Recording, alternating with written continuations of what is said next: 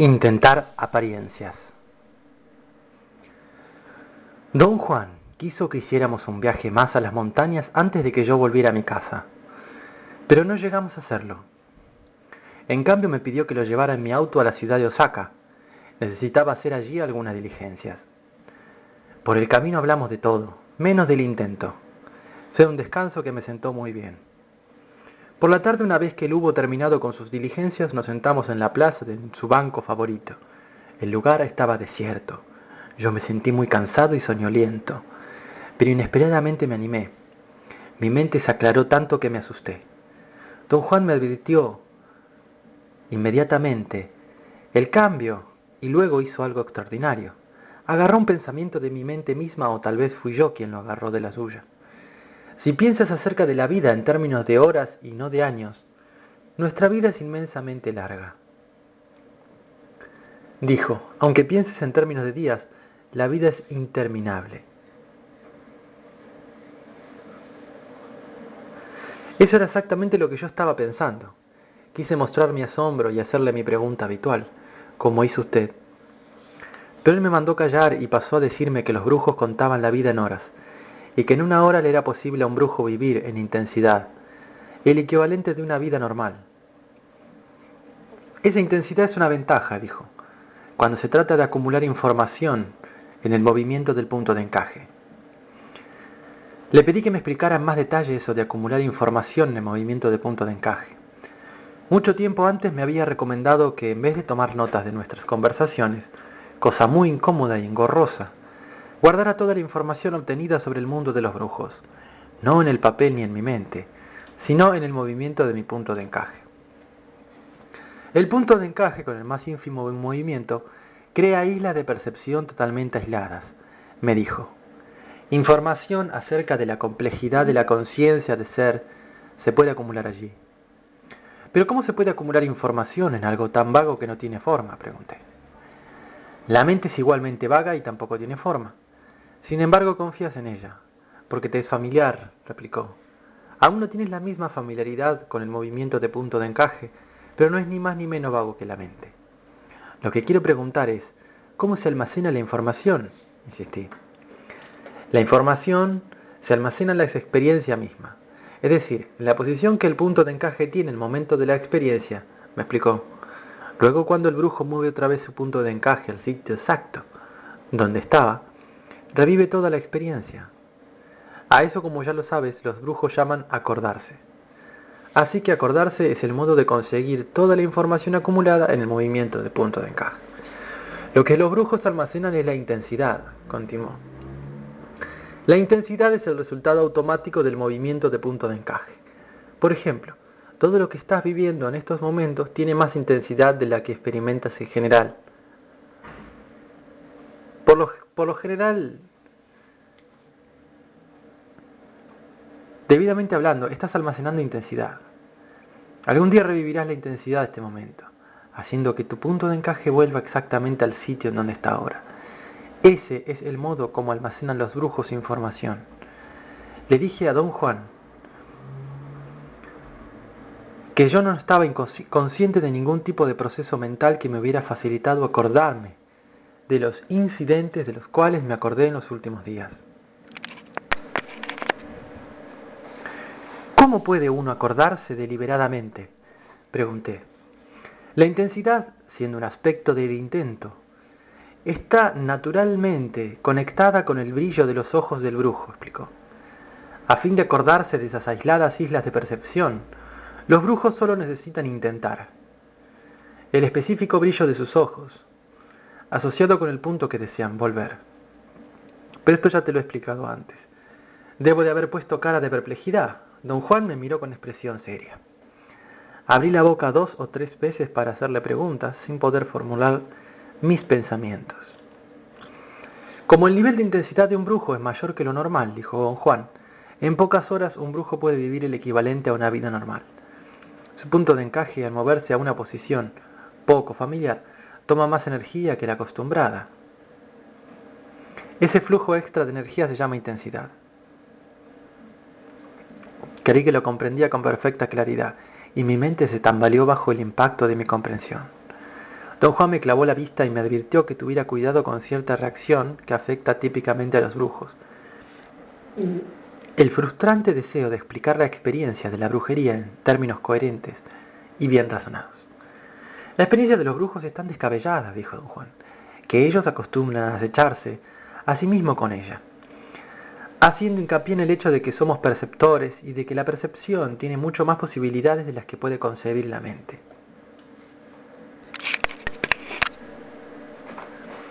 Al fin de protegerse de esa intensidad de la percepción, continuó, los brujos aprenden a mantener una mezcla perfecta de no tener compasión, de tener astucia, de tener paciencia y de ser simpáticos. Estas 4 bases están entrelazadas de modo inextricable. Los brujos las cultivan intentándolas. Estas bases son, naturalmente, posiciones de punto de encaje. Dijo luego que todo acto realizado por un brujo es deliberadamente en pensamiento y realización. Y está, por definición, gobernado por esos 4 principios fundamentales del acecho. Los brujos usan esas 4 disposiciones del acecho como guías, continuó. Son 4 estados mentales, 4 diferentes tipos de intensidad que los brujos pueden usar para inducir a sus puntos de encaje a moverse a posiciones específicas.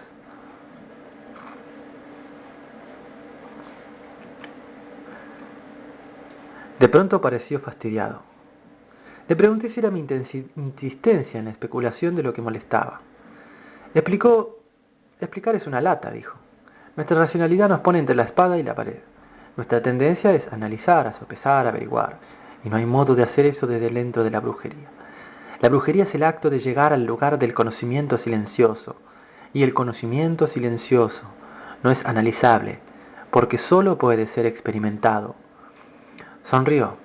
Sus ojos brillaban como 2 puntos de luz. Dijo que los brujos, con fin de protegerse del abrumador efecto del conocimiento silencioso, desarrollan el arte del acecho. El acecho mueve el punto de encaje a un modo ínfimo, pero incesante, dando así a los brujos el tiempo y la posibilidad de reforzarse. Dentro del arte del acecho, prosiguió don Juan, existe una técnica muy usada por los brujos, el desatino controlado. Los brujos aseguran que esa es la única técnica con que cuentan para tratar consigo mismos en la conciencia acrecentada y con la gente en el mundo de la vida cotidiana. Don Juan me había definido el desatino controlado como el arte del engaño controlado o el arte de fingirse completamente inmerso en el acto del momento, fingiendo también que nadie podría diferenciar esa imitación de lo genuino. El desatino controlado no es un engaño en sí, me había dicho, sino un modo sofisticado y artístico de separarse de todo sin dejar de ser una parte integral de todo. El desatino controlado es un arte, continuó don Juan, un arte sumamente molesto y difícil de aprender. Muchos brujos no tienen aguante para eso, no porque tengan nada de malo, sino porque hace falta mucha energía para ejercitarlo. Don Juan admitió que él lo practicaba a conciencia, aunque no le gustaba mucho, quizá porque su benefactor había sido muy adepto a ello, o tal vez era porque su personalidad, que según decía él, era básicamente tortuosa y mezquina, simplemente carecía de la agilidad necesaria para practicar el desatino controlado. Lo miré con sorpresa, yo nunca le hubiera creído mezquino. Él dejó de hablar y me clavó la mirada. Para cuando llegamos a la brujería, nuestra personalidad ya está formada, dijo, encogiéndose de hombros como para indicar resignación. Solamente nos resta practicar el desatino controlado y reírnos de nosotros mismos. Sentí un arrebato de empatía y le aseguré que en mi modesta opinión él no era ni tortuoso ni mezquino en lo absoluto. Pero esa es mi personalidad básica, insistió. Y yo insistí en que no era así. Los acechadores que practican el desatino controlado creen que en cuestiones de personalidad toda la especie humana cae dentro de 3 categorías, dijo sonriendo, como lo hacía cada vez que me tendía una trampa. Eso es absurdo, protesté. La conducta humana es demasiado compleja como para establecer categorías tan simples. Los acechadores dicen que no somos tan complejos como creemos, dijo, y también dicen que todos pertenecemos a una de esas 3 categorías. Reí de puro nerviosismo. Por lo común, habría tomado esa afirmación como una broma. Pero esta vez, debido a la extrema claridad de mi mente y a la intensidad de mis pensamientos, sentí que hablaba en serio. ¿Habla usted en serio?, pregunté lo más directamente que pude. Lo más discretamente que pude. Completamente en serio, replicó, y se echó a reír. Su risa me tranquilizó un poco y él continuó explicando el sistema de clasificación de los acechadores. Dijo que las personas de la primera categoría son los perfectos secretarios, ayudantes, acompañantes. Tienen una personalidad muy fluida, pero su fluidez no nutre. Sin embargo, son serviciales, cuidadosos, totalmente domésticos e ingeniosos dentro de ciertos límites, chistosos, de muy buenos modales, simpáticos y delicados. En otras palabras, son la gente más agradable que existe, salvo por un enorme defecto. No pueden funcionar solos. Necesitan siempre que alguien los dirija. Con dirección, por dura o antagónica que pueda ser, son estupendos, por sí mismos perecen. La gente de la segunda categoría no tiene nada de agradable. Los de ese grupo son mezquinos, vengativos, envidiosos, celosos y egocéntricos. Hablan exclusivamente de sí mismos y habitualmente exigen que la gente se ajuste a sus normas. Siempre toman la iniciativa, aunque esto los haga sentir mal. Se sienten totalmente incómodos en cualquier situación y nunca están tranquilos. Son inseguros y jamás están contentos. Cuanto más inseguros se sienten, más desagradable es su comportamiento. Su defecto fatal es que matarían con tal de estar al mando. En la tercera categoría están los que no son ni agradables ni antipáticos. No sirven a nadie, pero tampoco se imponen a nadie. Más bien son indiferentes. Tienen una idea exaltada de sí mismos, basados solamente en sus fantasías. Si son extraordinarios en algo, es en la facultad de esperar a que las cosas sucedan. Por regla general, esperan ser descubiertos y conquistados. Tienen una estupenda facilidad para crear la ilusión de que se traen grandes cosas entre manos. Cosas que siempre prometen sacar a relucir, pero nunca lo hacen, porque en realidad no tienen nada.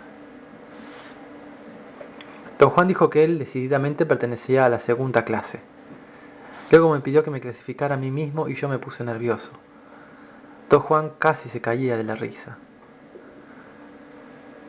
Me instó de nuevo a que me clasificara y de mala gana sugerí que podía ser una combinación de las tres categorías. No me vengas con combinaciones, dijo, sin dejar de reír. Somos seres simples.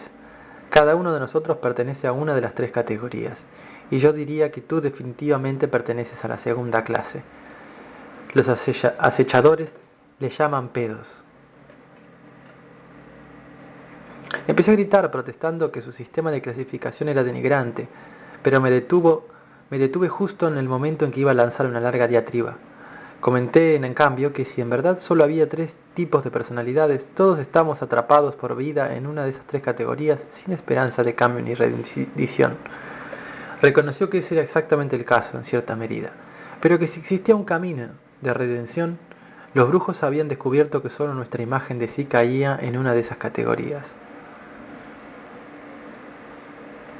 El problema con nosotros es que no tomamos demasiado en serio. El problema con nosotros es que nos tomamos demasiado en serio, aseguró. Cualquiera que sea la categoría en que cae nuestra imagen de sí, solo tiene significado en vista de nuestra importancia personal. Si no tuviéramos importancia personal, no nos atañería en absoluto en qué categoría caemos. Yo siempre seré un pedo, continuó riéndose de mí abiertamente. Y tú lo mismo, pero ahora soy un pedo que no se toma en serio, mientras que tú todavía lo haces. Yo estaba indignado, quería discutir con él, pero no podía reunir mi energía. En la plaza desierta la repercusión de su risa se me hacía casi como un eco. Cambió luego de tema y procedió a hacer un recuento de los centros abstractos que habíamos discutido. Las manifestaciones del espíritu, el toque del espíritu, los tricos del espíritu, el descenso del espíritu, los requisitos del intento y el manejo del intento. Lo repitió como si estuviera dando a mi memoria la oportunidad de retenerlos plenamente. Usted nunca me ha dicho nada acerca de los requisitos del intento o del manejo del intento, dije. Esta vez tendrás que esforzarte tú mismo, respondió. Te lo he hablado de la ruptura de la imagen de sí, el alcanzar el sitio donde no hay compasión, y el llegar al conocimiento silencioso, y de los estados de ánimo que les dan seriedad. El manejo de intento es algo más velado. Es el arte de acecho en sí. Es la impecabilidad. Comenté que los centros abstractos seguían siendo un misterio para mí. Me sentía muy angustiado con respecto a mi incapacidad de comprenderlos. Y me daba la impresión de que iba a dar por finalizado el tema, y yo no había captado su significado en absoluto. Insistí en que necesitaba hacerle más preguntas sobre los centros abstractos. Él pareció valorar lo que yo decía. Después, en silencio, asintió con la cabeza. Este tópico también fue muy difícil para mí, dijo, y también yo hice muchas preguntas. Tal vez yo era un poquito más egocéntrico que tú, y muy desagradable. Mi único modo de hacer preguntas era regañando. Tú, en cambio, eres un inquisidor bastante belicoso. Al final, claro está, tú y yo somos igualmente fastidiosos, pero por diferentes motivos. Lo malo de hacer preguntas es que lo que queremos averiguar nunca se revela cuando uno lo pide.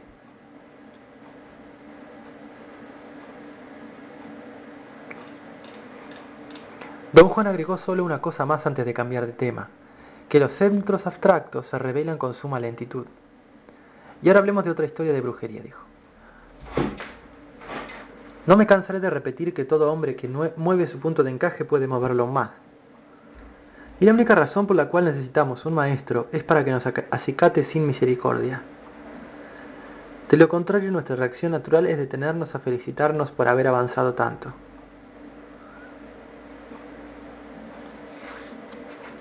Dijo que ambos éramos buenos ejemplos de nuestra detestable tendencia a tratarnos con demasiada benevolencia.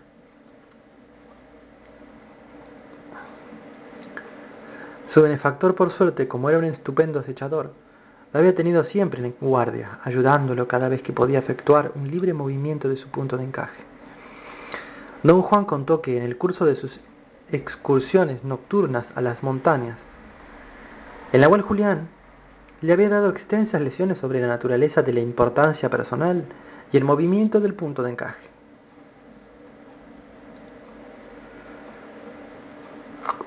Para el nahual Julián, la importancia personal era un monstruo de 1000 cabezas, y había 3 maneras en que uno podía enfrentarse a él y destruirlo. La primera manera consistiría en cortar una cabeza por vez. La segunda era alcanzar ese misterioso estado de ser llamado el sitio donde no hay compasión, el cual aniquila la importancia personal matándola lentamente de hambre. Y la tercera manera era pagar por la aniquilación instantánea del monstruo de las 1000 cabezas con la muerte simbólica de uno mismo. En la cual Julián recomendaba la tercera alternativa, pero le dijo a don Juan que podía considerarse afortunado si tenía oportunidad de escoger, pues es el espíritu el que suele decidir el camino que se tomará el brujo, y el deber del brujo es obedecer. Don Juan me dijo que tal como él me había guiado a mí, su benefactor lo había guiado a él, para que cortara las 1000 cabezas de la importancia personal, una a una, pero que los resultados habían sido muy diferentes. No me había respondido muy bien él, en cambio no había respondido en absoluto. La mía era una condición muy peculiar, prosiguió. Desde el momento que mi benefactor me vio tendido en el camino con un agujero de bala en el pecho, comprendió que era el nuevo nahual, que yo era el nuevo nahual. Actuando de acuerdo con ello, mi benefactor movió mi punto de encaje tan pronto como mi salud lo permitió. Y yo vi con gran facilidad un campo de energía en la forma en que aquel hombre monstruoso. Pero ese logro, en vez de ayudar, dificultó cualquier otro movimiento de mi punto de encaje. Y en tanto que los puntos de encajes de los otros aprendices se movían de modo estable, el mío se quedó fijo a nivel de permitirme ver al monstruo. ¿Pero no le explicó a su benefactor lo que está pasando?, pregunté, realmente desconcertado por esa innecesaria complicación. Mi benefactor no era partidario de regalar el conocimiento, dijo don Juan. Creía que el conocimiento impartido de ese modo carecía de efectividad. Nunca estaba disponible cuando se lo necesitaba. Por otro lado, si el conocimiento era tan solo insinuado, la persona que estaba interesada en él idearía el medio de alcanzarlo. Don Juan dijo que la diferencia entre su método de enseñanza y el de su benefactor consistía en que él quería que todos estuvieran en la libertad de escoger. Su benefactor no. ¿Y el nahual Elías no le explicó a usted lo que pasaba?, insistí.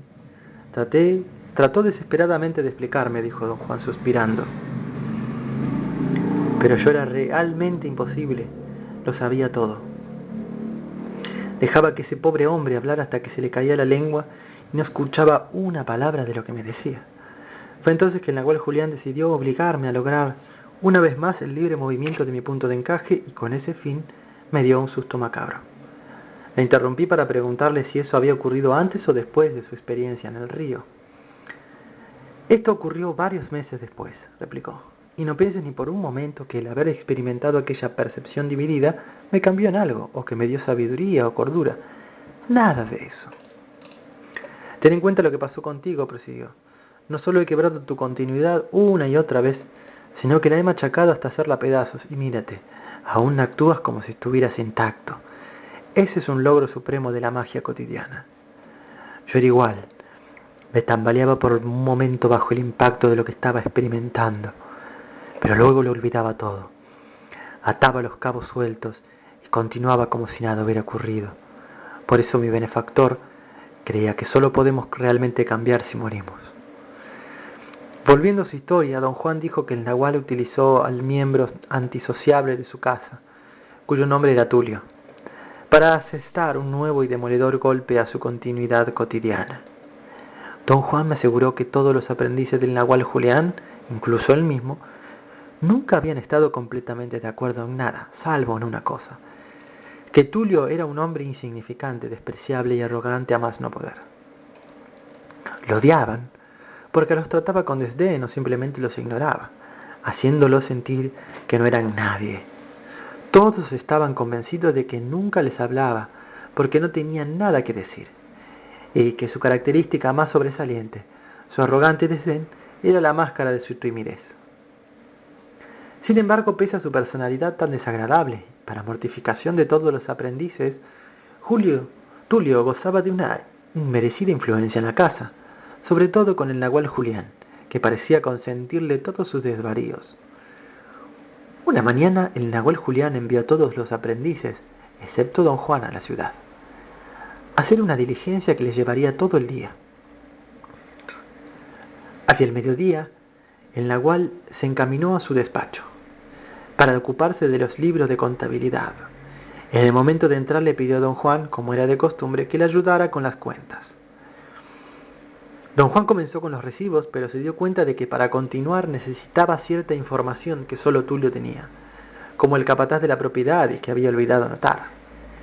El nahual Julián se puso furioso por el descuido de Tulio, cosa que complació mucho a don Juan. El nahual impaciente ordenó a don Juan que fuera en busca de Tulio, quien estaba en los campos supervisando a los peones, y le transmitiera su orden de ir al despacho. Don Juan, feliz ante la perspectiva de fastidiar a Tulio, corrió a los sembrados acompañado de un peón para que lo protegiera del monstruo. Encontró allí a Tulio supervisando a los trabajadores, como siempre, desde una distancia. Don Juan había notado que a Tulio le disgustaba mucho entrar en contacto directo con la gente y que simplemente los trataba desde lejos.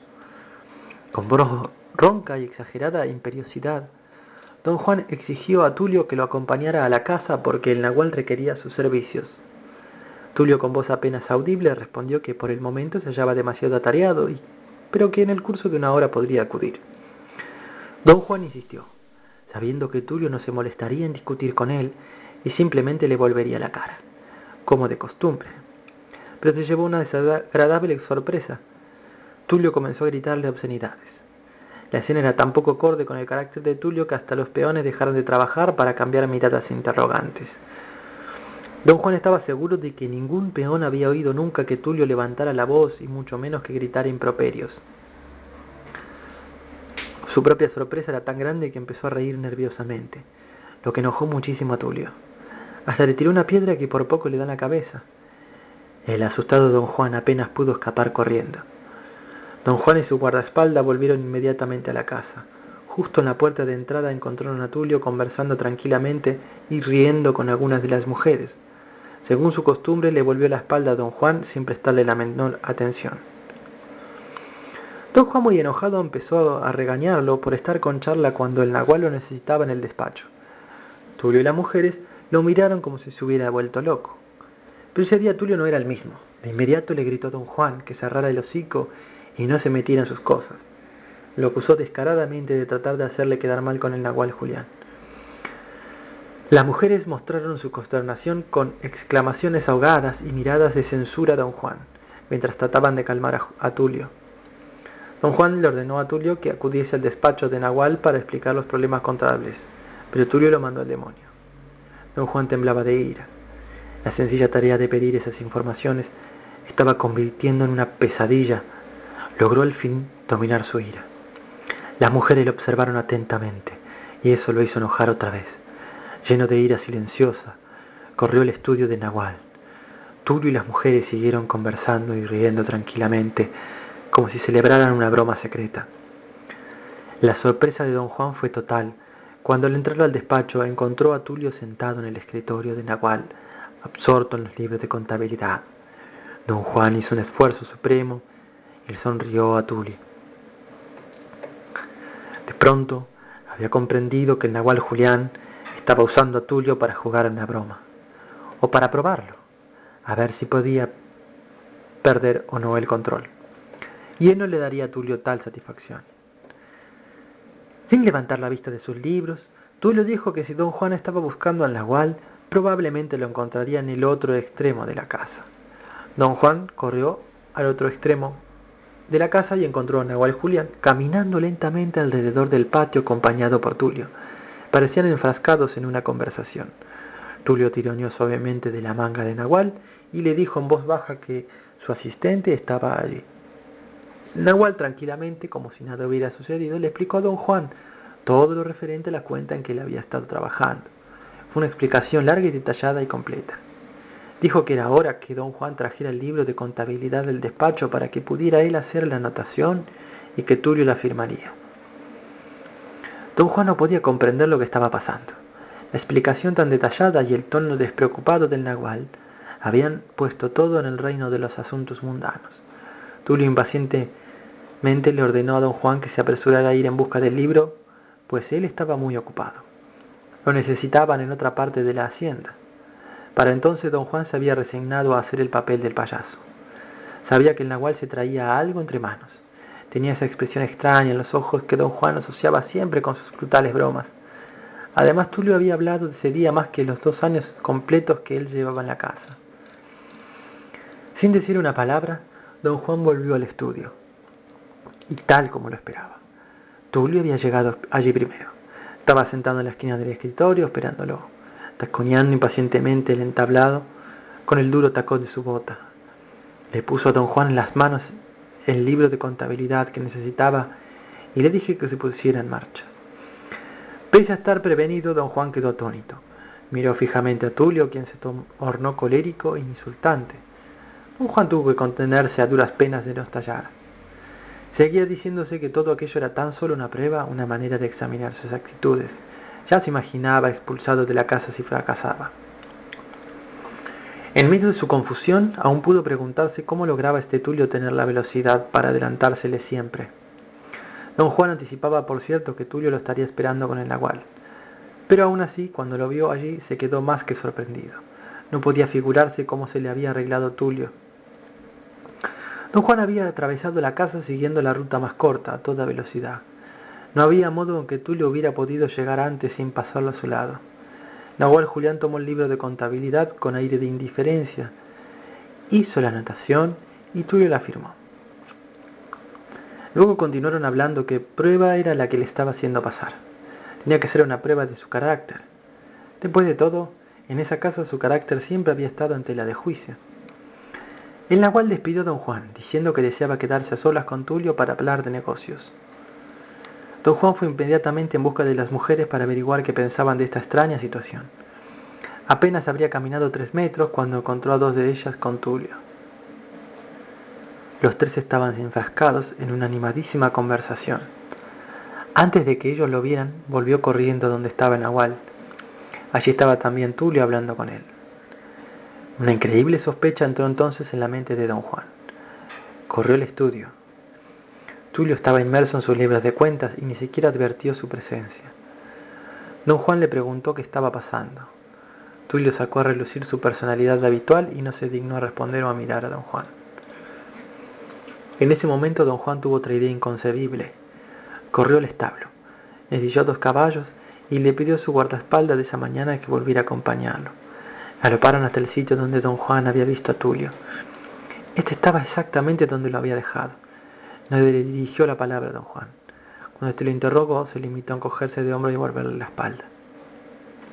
Don Juan y su compañero galoparon de regreso a la casa. En ella don Juan encontró que Tulio estaba almorzando con las mujeres.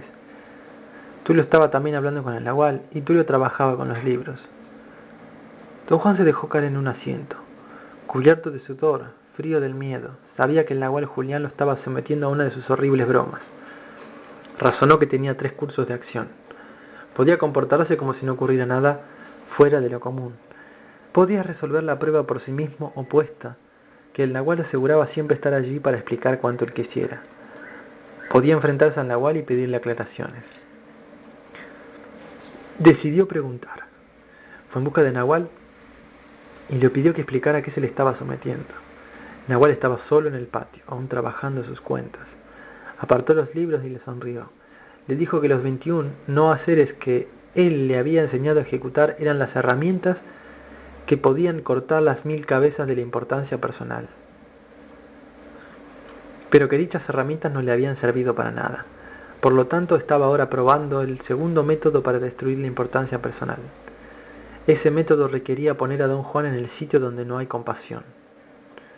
Don Juan quedó convencido de que el nahual Julián estaba loco de remate. Al oírle hablar de no haceres, de monstruos de 1000 cabezas y de sitios donde no hay compasión, casi llegó a tenerle lástima. El nahual Julián muy calmadamente le pidió a don Juan que fuera al cobertizo de la parte trasera de la casa y pidiera a Tulio que saliera de allí.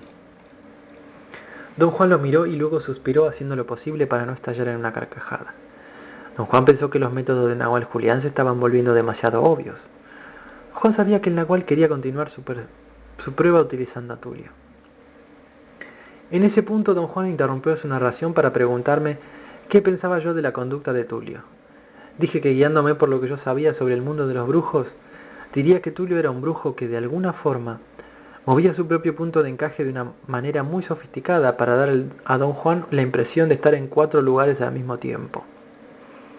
Entonces, ¿qué piensas que encontré en el cobertizo?, preguntó don Juan con una gran sonrisa. Yo diría que usted o bien encontró a Julio o no encontró a nadie. Pero si cualquiera de esas 2 cosas hubiera ocurrido, mi continuidad no habría sufrido golpe alguno, observó él. Traté de imaginar cosas extravagantes y propuse que quizá había encontrado el cuerpo de ensueño de Tulio. Le recordé que él mismo había hecho algo similar conmigo, con uno de los miembros de su grupo. No, lo que encontré fue una broma que no tiene equivalente en la realidad, respondió don Juan. Sin embargo, no era nada fantasmagórico, no era nada que estuviera fuera de este mundo. ¿Qué crees que fue?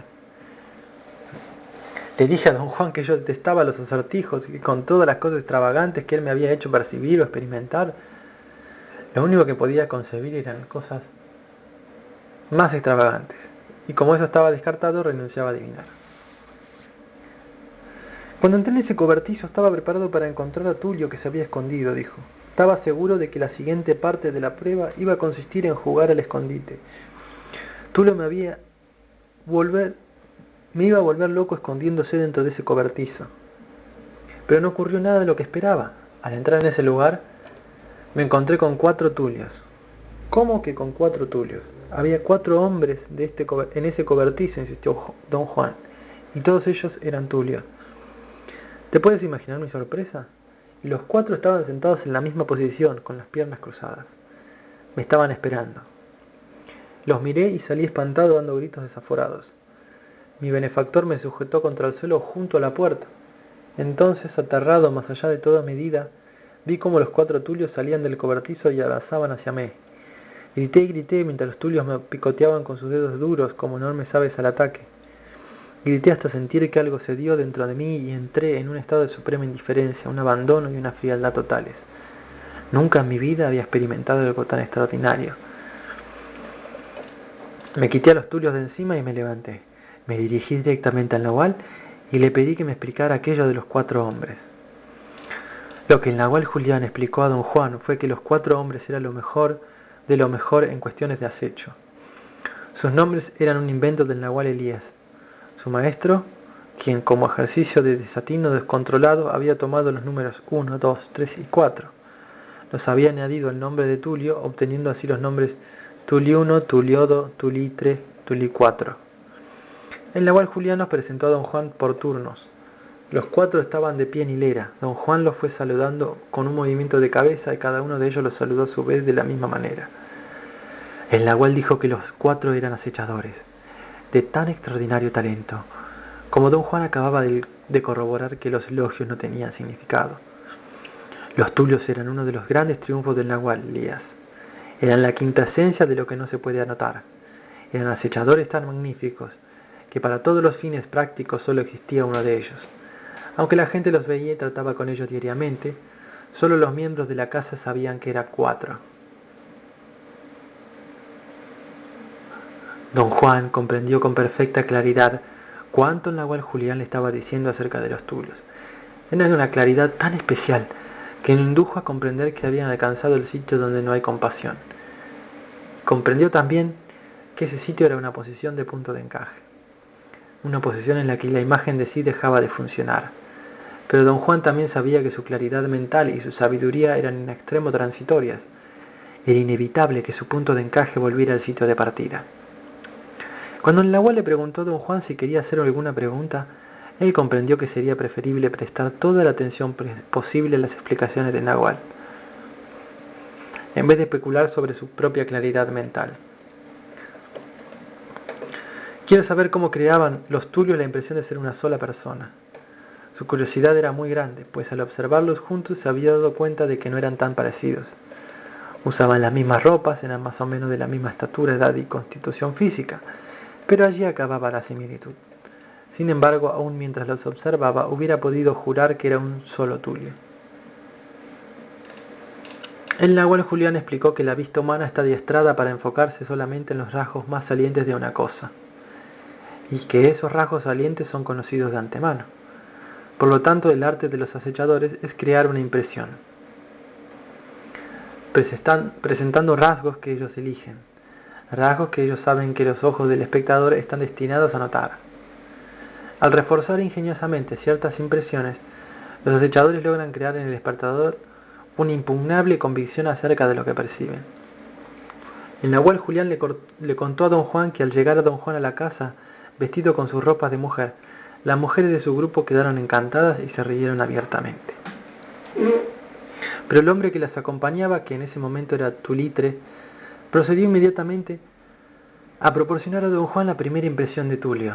Se volvió a medias para ocultar la cara, se encogió de hombros desdeñosamente, como si todo eso lo aburriera, y se alejó, claro está, para descostillarse de risa en privado. Mientras las mujeres ayudaban a consolidar esa primera impresión, mostrándose angustiadas, casi ofendidas por aquella conducta antisocial. Desde ese momento en adelante, cualquiera que fuese el Tulio que estaba con don Juan reforzaba esa impresión y la perfeccionaba aún más, hasta que la vista de don Juan no podía ya captar otra cosa, sino aquello que se le proporcionara. Tulio no habló. Dijo que con actos muy cuidadosos y consistentes había tardado cerca de 3 meses en cegar a don Juan a todo, salvo lo que se le inducía a esperar. Después de esos 3 meses su ceguera era tan pronunciada que los tulios dejaron de andarse con cuidado. Hasta actuaban normalmente dentro de la casa, incluso dejaron de usar ropas idénticas, sin que don Juan notara la diferencia. Cuando los otros aprendices llegaron a la casa, los tulios tuvieron que comenzar todo de nuevo. La situación se puso difícil para ellos, porque había muchos aprendices y todos eran muy inteligentes. Tuliuno habló luego de la apariencia de Tulio. Dijo que según el nahual Elías, la apariencia es la esencia del desatino controlado. Por lo tanto, los acechadores crean la apariencia intentándola.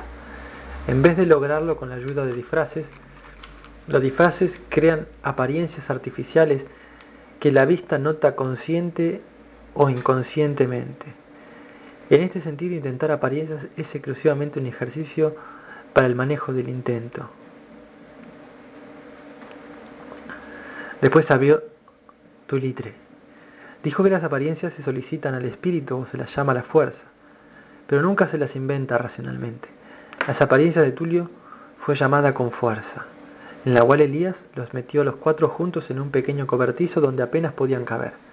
Allí les habló el espíritu y les dijo que primero debían intentar su homogeneidad. Después de 4 semanas de aislamiento total, la homogeneidad vino a ellos. En la cual Elías les dijo que el intento los había fundido uno con otros, y que así habían adquirido la certeza de que la individualidad de cada uno pasaría desapercibida. La segunda etapa fue llamar con toda la fuerza posible a la apariencia que iba a ser percibida por el espectador. Se empeñaron entonces en llamar al intento para que les diera la apariencia de Tulio que don Juan había visto. Tuvieron que trabajar mucho para perfeccionarlo. Bajo la dirección de su maestro se concentraron en todos los detalles que lo harían perfecto.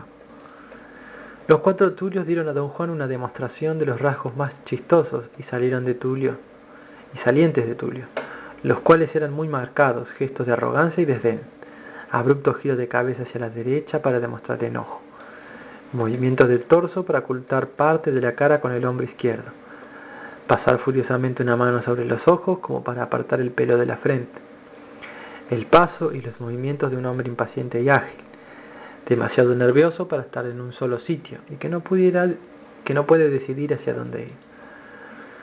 Don Juan dijo que esos detalles de conducta y muchos otros más habían hecho de Tulio un personaje inolvidable. Eran tan inolvidables que para proyectar a Tulio sobre don Juan y los otros aprendices, como sobre una pantalla de cine, bastaba aunque uno de los 4 insinuara un rasgo de Tulio. Los aprendices suministraban automáticamente el resto.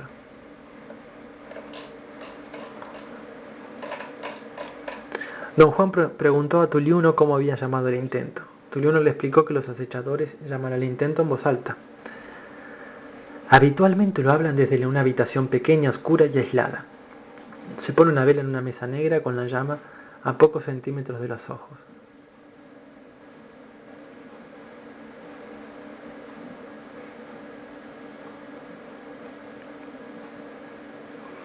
Después pronuncian lentamente la palabra intento, modulándola con claridad tantas veces como uno considera necesario. El tono de voz sube y baja sin intervención de la voluntad. Tuliuno hizo hincapié en que la parte indispensable en el acto de llamar al intento es una total concentración en lo que se intenta. En el caso de ellos, su concentración se enfocó en su homogeneidad y en la apariencia de Tulio. Tras ser funcionados por el intento, aún tardaron un par de años en edificar la plena certeza de que tanto su homogeneidad como la apariencia de Tulio serían realidades inapelables para los espectadores. Y ahora quiero que tú pienses en todo lo que te he contado, prosiguió don Juan. Cavila, a ver qué conclusiones se te ocurren. Me puse a pensar, pero como siempre que él me pedía que hiciera algo específico, no pude hacerlo. Por fin le pregunté a don Juan qué pensaba del modo de llamar al intento de los Tulios. Y él dijo que tanto su benefactor como el nahual Elías eran un poco más dados a los ritos que él, y por lo tanto preferían utensilios tales como velas, lugares oscuros y mesas negras. Comenté sin darle importancia que a mí también me atraía muchísimo la conducta ritualista. El rito me parecía algo esencial para centrar la atención. Don Juan tomó mi comentario en serio. Dijo que había visto que existía en mí como un campo energético, un rasgo que todos los brujos de antaño tenían y buscaban evidentemente en otros. Una zona brillante en el lado inferior derecho del capullo luminoso. Dicha brillantez se asociaba con el ingenio de una persona y su tendencia a la morbosidad. Los sombríos brujos de aquel tiempo se complacían en domar ese codiciado rasgo para engrandecer el lado oscuro del hombre. Entonces el hombre tiene un lado que es el mal, dije, jubiloso. Usted siempre lo negó. Siempre dice que el mal no existe, que solo existe el poder. Me sorprendí a mí mismo con tal arrebato. En un solo instante toda mi crianza católica se había apoderado de mí, y el príncipe de las tinieblas creció a tamaño descomunal. Don Juan rió hasta acabar tosiendo. Claro que tenemos un lado oscuro, dijo. Matamos por capricho, ¿no es cierto? Quemamos gente en el nombre de Dios. Nos destruimos a nosotros mismos. Aniquilamos la vida en este planeta. Destruimos la tierra. Y luego nos ponemos un hábito y un Señor nos habla directamente. ¿Y qué nos dice el Señor? Nos dice que si nos portamos bien nos va a castigar. Que si no nos portamos bien nos va a castigar. El Señor lleva siglos amenazándonos sin que las cosas cambien. Y no porque exista el mal, sino porque somos estúpidos. El hombre sí que tiene un lado oscuro que se llama estupidez. No dije nada más. pero aplaudí para mis adentros, pensando con placer que don Juan era todo un maestro del debate. Una vez más me envolví en mis propias palabras. Tras un momento de pausa, don Juan explicó que en la misma medida en que el ritual obliga al hombre común y corriente a construir enormes iglesias que son monumentos a la importancia personal, también obliga a los brujos a construir edificios de morbidez y obsesión. Tarea de todo nahual es, por lo tanto, guiar a la conciencia para que vuele hacia lo abstracto, libre de cargas e hipotecas. ¿A qué se refiere usted, don Juan, con eso de cargas e hipotecas?, pregunté. El ritual puede atrapar nuestra atención mejor que ninguna otra cosa, dijo, pero también exige un precio muy alto. Ese precio es la morbidez.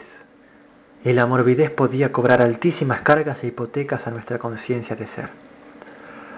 Don Juan dijo que la conciencia de ser es como una inmensa casa.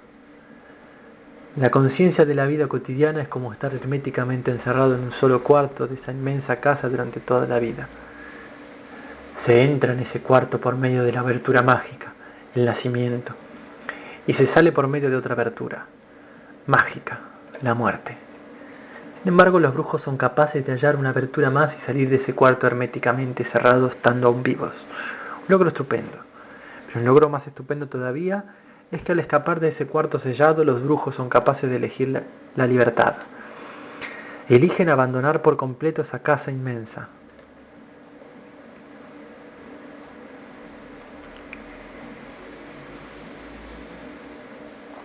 En vez de perderse en otras partes de ella. Don Juan dijo que la morbidez es la antítesis de la oleada de energía que la conciencia necesita para alcanzar la libertad.